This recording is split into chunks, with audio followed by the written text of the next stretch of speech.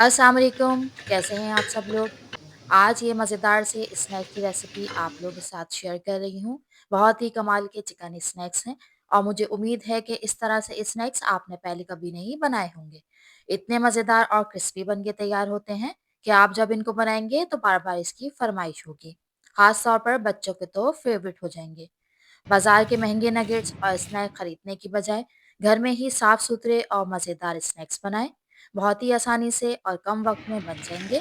अक्सर नगेट्स और स्नैक्स बनाने में टाइम लगता है, तो इस रेसिपी में ऐसा कुछ भी नहीं है। ना ही कीमा ग्राइंड करना है और ना ही शेप देना है। बहुत ही आसानी और सहूलत से आप ये मज़ेदार स्नैक्स बनाकर इंजॉय कर सकते हैं। तो आइए बनाना है स्टार्ट करते हैं। ब्रेस्ट पीस है हाफ मेरे पास, तकरीबन 1.5 पाव का पीस है और इसको मैंने अच्छी तरह से धो के और साफ करके ओवरनाइट के लिए फ्रीज़र में रख दिया था। तो अभी ये आधा जो है वो फ्रीज़ हुआ है, तकरीबन आधा घंटा हुआ है इसको डिफ्रोस्ट किए हुए। तो हमने इस तरह से इसकी कटिंग करनी है। अच्छा, फ्रीज़र में रखने से ये होगा कि जब आप इसको इस तरह से कटिंग करेंगे तो बहुत आराम से इसकी कटिंग हो जाएगी। आप इसको मुकम्मल डिफ्रोस्ट कर लेंगे तो इस तरह से आप इसके फिले कटिंग नहीं कर सकेंगे। तो बेहतर तरीका यही है कि आप इसको फ्रीज़र में रख के और फिर निकाल के आधा घंटा डिफ्रोस्ट करके इस तरह से इसके छोटे-छोटे पीसेस जो है वो कट कर लें।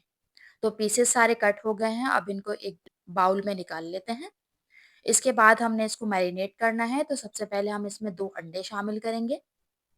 अंडों के साथ ही कुछ मसाले हैं, अदरक लहसुन का पेस्ट शामिल करेंगे 2 चम्मच। मसालों में शामिल करेंगे सबसे पहले नमक 1 चम्मच भर के, कुटी हुई लाल मिर्च 1 चम्मच, 1 चम्मच काली मिर्च पाउडर और लेमन का जूस शामिल करेंगे। पूरे 1 लेमन का जूस इसमें जाएगा। साथ ही हम शामिल करेंगे चिली गार्लिक सॉस, तकरीबन 2 से 3 टेबल स्पून भर के, ये शामिल कर देंगे। इन तमाम चीज़ों को अच्छी तरह से चिकन के साथ अब हमने मिक्स करना है।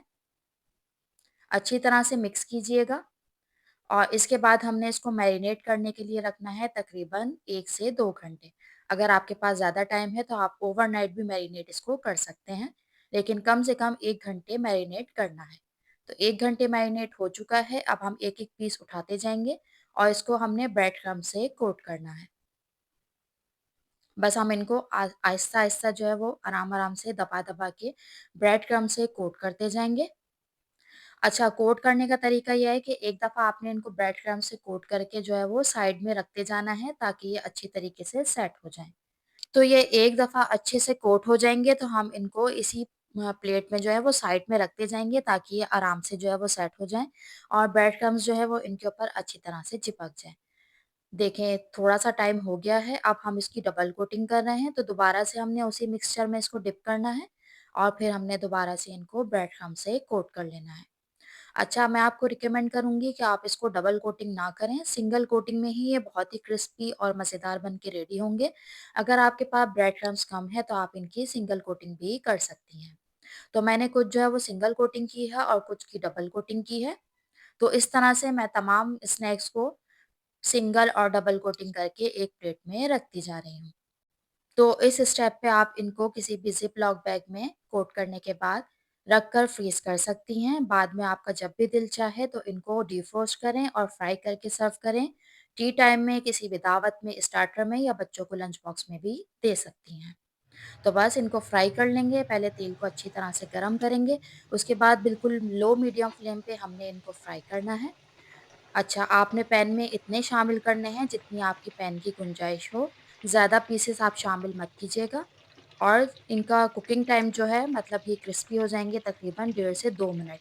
तो आपने इसको बहुत ज़्यादा भी कुक नहीं करना, इसलिए कि चिकन जो है वो अंदर से फिर हार्ड हो जाएगी, जूसी नहीं रहेगी।